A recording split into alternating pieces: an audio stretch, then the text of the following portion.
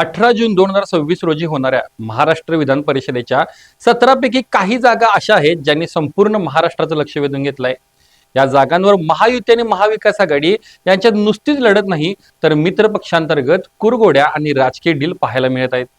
आजच्या या पॉडकास्टमध्ये आपण ठाणे, पालघर, कोकण आणि सांगली, सातारा या 3 हॉट सीट्सचं सविस्तर विश्लेषण करणार आहोत। चला तर मग बघूया कुठे काय शिजतंय। बाबा खूप बोर होतंय, काहीतरी नवीन फ्रेश ऑर्डर करा ना। माझ्याकडे एक सरप्राईज आहे। गोकुळचा आस्वाद परंपरेचा गोकुळ आईस्क्रीम सोबती प्रत्येक क्षणाचा गोकुळ आईस्क्रीम। नमस्कार, मी हर्षवर्धन भोसले, सकलममध्ये आपले स्वागत आहे। सुरुवात करूया राज्याचे मुख्यमंत्री एकनाथ शिंदे यांचा बालेकिल्ला असलेल्या ठाणे पालघर स्थानिक स्वराज्य संस्थाच्या मतदारसंघातून। इथे महायुती विरुद्ध महाविकास आघाडी अशी लढत असली तरी खरी रस्सीखेच महायुतीच्या आतच सुरू आहे आणि यात असा एका अत्यंत ताकदवान तिसऱ्या शक्तीची एंट्री झालेली आहे। या मतदारसंघात महापालिका, नगरपालिका आणि नगरपंचायतीचे मिळून अंदाजे 1030 मतदार आहेत। महायुतीमध्ये या जागेवर भाजपने दावा केलेला आहे, कारण भाजपकडे 444च्या आसपास संख्याबळ आहे। पण या संपूर्ण गेमचे खरे रिंग मास्टर आहेत वसई विरारचे नेते आणि बहुजन विकास आघाडीचे प्रमुख हितेंद्र ठाकूर। एकट्या वसई विरारमध्ये बहुजन विकास आघाडीचे तब्बल 71 नगरसेवक आहेत। विधान परिषद सारख्या निवडणुकीत एका मताला सोन्याचं मोल असतं, तिथे हितेंद्र ठाकूर यांच्या केशात असलेली ही 70 ते 75 हक्काची मते त्यांच्या पारड्यात जातील, त्यांचा विजय निश्चित असं मानलं जात आहे। थोडक्यात सांगायचं तर ठाकूर पिता पुत्रांच्या संमतीशिवाय इथे कुणीही गुलाल उधळू शकत नाही। सुरुवातीला शिवसेनेकडून माजी आमदार रवींद्र फाटक हे प्रबळ दावेदार मानले जात होते, कारण रवींद्र फाटक हे एकनाथ शिंदे यांचे अत्यंत जवळचे आणि विश्वासू आहेत। एकनाथ शिंदे यांनी नुकतीच विरारमध्ये हितेंद्र ठाकूर यांची भेटही घेतली होती। पण मुख्यमंत्री एकनाथ शिंदे यांच्या एका नव्या मास्टर स्ट्रोकची जोरदार चर्चा आहे। भाजपने जागा सोडण्यास नकार दिल्यास भाजपच्या संख्याबळाला काटशहा देण्यासाठी शिंदे गट चक्क रवींद्र फाटक यांचा पत्ता कट करून बहुजन विकास आघाडीचे नेते आणि हितेंद्र ठाकूर यांचे सुपुत्र क्षितिज ठाकूर यांनाच शिवसेनेची उमेदवारी देण्याचा तयारीत आहेत। क्षितिज ठाकूर हे उमेदवार झाले तर बहुजन विकास आघाडीची हक्काची मते आणि शिवसेनेची ताकद एकत्र येईल, ज्यामुळे भाजपला आपोआप बॅकफुटवर जावं लागेल। दुसरी सर्वात मोठी आणि चर्चेतील जागा म्हणजे रायगड, रत्नागिरी, सिंधुदुर्ग स्थानिक स्वराज्य संस्था मतदारसंघ। कोकणातील 1018 मतदार इथला भावी आमदार ठरवणार आहेत। सध्या या जागेवर राष्ट्रवादी काँग्रेसचे अजित पवार गट प्रदेशाध्यक्ष सुनील तटकरे यांचे सुपुत्र आणि माजी आमदार अनिकेत तटकरे यांचा पहिला दावा आहे। सुनील तटकरे या जागेसाठी अत्यंत आग्रही आहेत, पण स्थानिक पातळीवर घराणेशाहीवरून भाजप आणि मित्र पक्षाच्या कार्यकर्त्यांमध्ये काहीशी नाराजी असल्याची कुजबूज आहे। दुसरीकडे शिवसेना शिंदे गटाचे आक्रमक नेते आणि मंत्री भरत गोगावले यांनीही या जागेवर जोरदार दावा ठोकला आहे।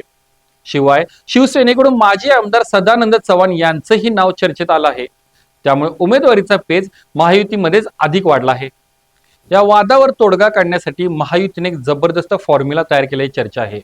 विधान परिषदेची ही जागा अजित पवारांच्या राष्ट्रवादीला म्हणजेच अनिकेत तटकरेंसाठी सोडायची आणि त्या बदल्यात शिवसेनेच्या नाराजांची पाठराखण करण्यासाठी रायगड जिल्ह्याचं अत्यंत महत्वाचं पालकमंत्रीपद भरत गोगावले यांना द्यायचे असा सुवर्ण मध्य काढला जात आहे। पण यात खरी रंगत तेव्हा येईल जेव्हा महाविकास आघाडीकडून ठाकरे गटाचे आक्रमक नेते राजन साळवी रिंगणात उतरतील। साळवींनी निवडणूक लढवण्याची इच्छा व्यक्त केल्याने ही निवडणूक महायुती विरुद्ध महाविकास आघाडी अशी थेट आणि अटीतटीची होईल। आता वळूया पश्चिम महाराष्ट्रातील अत्यंत महत्वाच्या अशा सांगली, सातारा स्थानिक स्वराज्य संस्था मतदारसंघाकडे। इथे राजकारणाचा रंग थोडा वेगळा आहे आणि इथंच खरा नंबर गेम दडलेला आहे।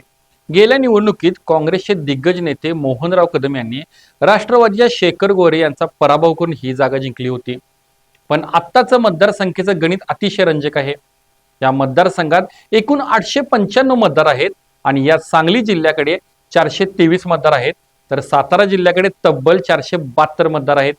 म्हणजे साताऱ्याकडे सांगलीच्या तुलनेत 49 मतदार अधिक आहेत। विधान परिषदेसारख्या निवडणुकीत हे 49 मतांचं लीड निर्णायक असतं। त्यामुळे महायुती असो वा महाविकास आघाडी, जो उमेदवार सातारा जिल्ह्याशी जोडलेला असेल किंवा ज्याला साताऱ्याची मते मिळवता येतील त्याचाच विजय निश्चित मानला जातो। सध्या सातारा जिल्हा परिषदेवर भाजपचे वर्चस्व आहे, तर सांगलीमध्ये महाविकास आघाडी मजबूत स्थितीत आहे. या निवडणुकीत सगळ्यात मोठी चर्चा आहे ती राष्ट्रवादी शरद पवार गटाचे प्रदेशाध्यक्ष जयंत पाटील यांची. या निवडणुकीच्या माध्यमातून जयंत पाटील आपल्या मुलाला राजकीय मैदानात उतरवणार का याची उत्सुकता संपूर्ण पश्चिम महाराष्ट्राला लागली आहे. या मतदारसंघात सध्या सातारा जिल्हा परिषदेवर भाजपचे वर्चस्व असल्यामुळे भाजपने ही जागा लढवण्याची तयारी केली आहे. भाजपकडून मकरंद देशपांडे किंवा माजी खासदार संजय काका पाटील यांच्या गटातील नेत्याला उमेदवार मिळण्याची शक्यता आहे. तर मित्रपक्ष राष्ट्रवादीकडून शेखर गोरे हे देखील उमेदवारासाठी प्रयत्नशील आहेत. तर सांगलीकडून समोर आलेली उमेदवारांची नावे म्हणजे सम्राट महाडिक आणि पृथ्वीराज देशमुख यांची आहेत. सम्राट महाडिक यांना विधानसभा निवडणुकीवेळी शब्द देऊन माघार घ्यायला लावली होती, त्यामुळे त्यांचे पारडे थोडे जड आहे. तर पृथ्वीराज देशमुख यांनी जरी पक्ष बांधणीचे काम जोरात चालवले होते तरी सुद्धा नगरपालिकांमध्ये त्यांना आलेले अपयश हे त्यांना बॅकफुटवर घेऊन जाते. पण पक्षाने ही चारही नावे पक्षश्रेष्ठींकडे पाठवल्याचे कळते. महाविकास आघाडीमध्ये सांगलीत ताकद जास्त असल्याने दोन मोठी नावे चर्चेत आहेत. पहिले म्हणजे राष्ट्रवादी शरद पवार गटाचे जयंत पाटील यांचे सुपुत्र प्रतीक पाटील. जयंत पाटील आपल्या मुलाला विधान परिषदेतून राजकीय मैदानात उतरवणार का याची उत्सुकता आहेच. तर दुसरे नाव म्हणजे काँग्रेसकडून कदम घराण्यातीलच कुणाला तरी ही जागा दिली जाईल अशी चर्चा आहे. महाविकास आघाडीचे तिसरे चर्चेत असणारे नाव म्हणजे माजी आमदार आणि मंत्री प्रतीक पाटील यांचे आहे. धाकटा भाऊ विशाल पाटील यांनी खासदार पद मिळवले, तसेच मावस भाऊ अमित पाटील यांनी झेडपी सदस्य मिळाले. त्यामुळे पाटील घराण्याची ताकद आता वाढत असल्यामुळे प्रतीक पाटील हे सुद्धा संभाव्य उमेदवार म्हणून पुढे आले आहेत. नुकत्याच झालेल्या जिल्हा परिषद अध्यक्ष निवडणुकीवेळी सांगली साताऱ्यामध्ये जी अंतर्गत बंडाळी आणि नाराजी नाट्य पाहायला मिळालं त्याचा थेट फटका या निवडणुकीमध्ये बसू शकतो.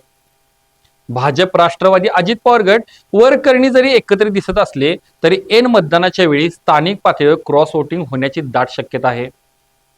थोडक्यात सांगायचं तर 18 जून 2026 रोजी होणारी ही निवडणूक केवळ विधान परिषदेची नाही तर आगामी विधानसभा निवडणुकांपूर्वीची लिटमस टेस्ट असणार आहे.